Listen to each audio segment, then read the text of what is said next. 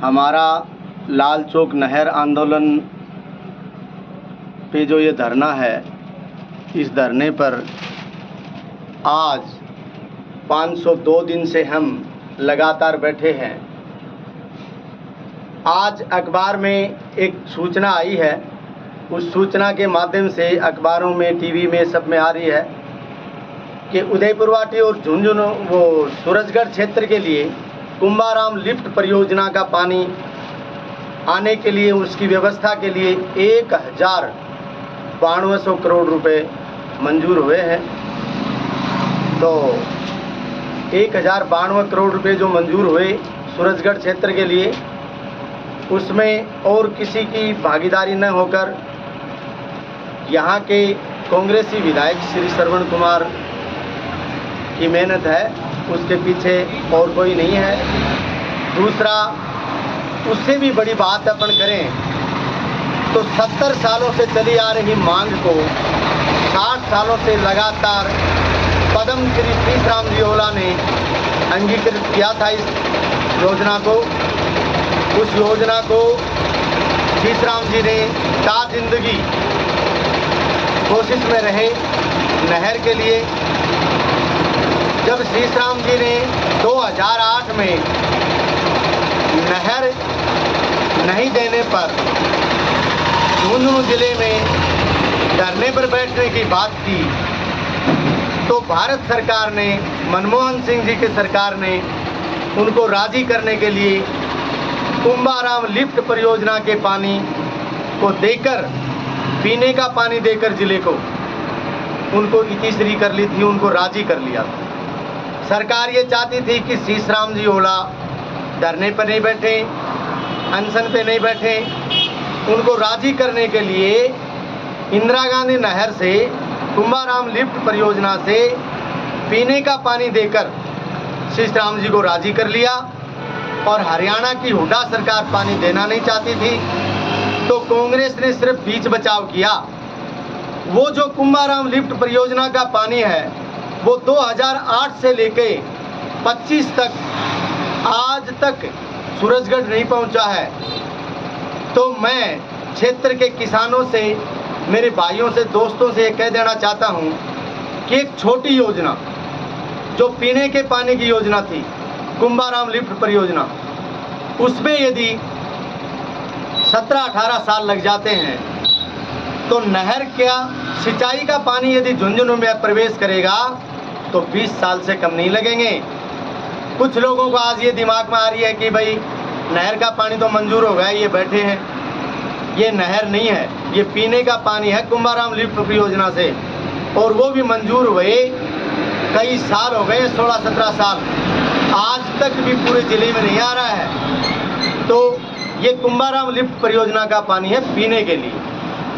तीसरी बात मैं ये बता देना चाहता हूँ कि हमारे जिले के नेता नहर के लिए कोई नहीं बोला है।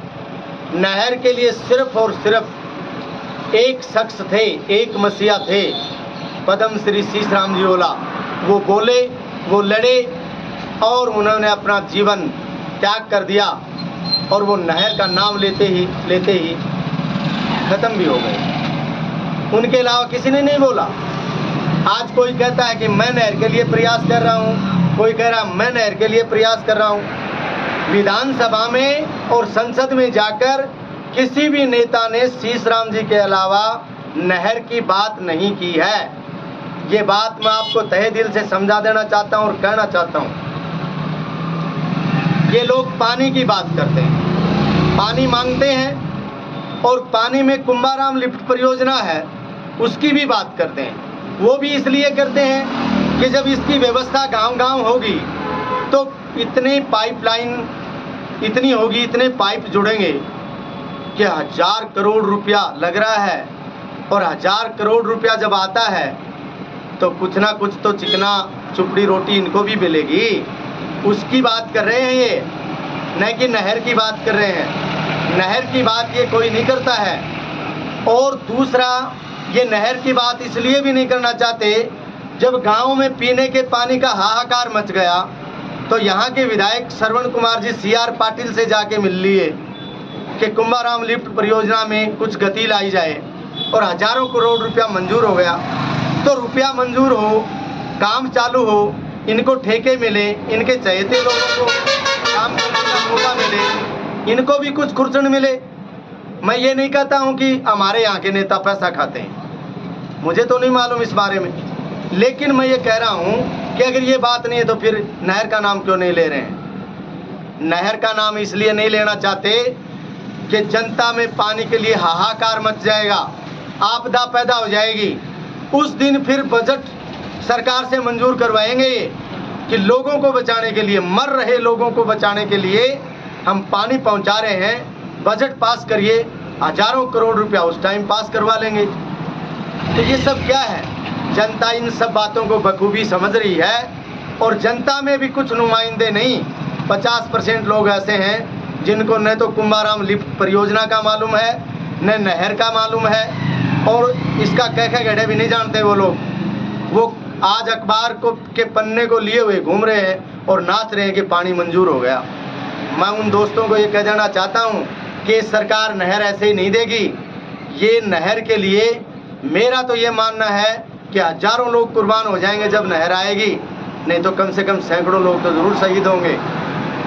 अतः आप लोग जल्दी से जल्दी धरने से जुड़ें, ज़्यादा से ज़्यादा यहाँ जनमानस को इकट्ठा करें, और जिस दिन हजारों की संख्या में, लाखों की संख्या में किसान इकट्ठा होकर लाल चौक पे बैठ जाएगा, उस दिन नहर मिलेगी, इससे पहले नहीं मिलेगी।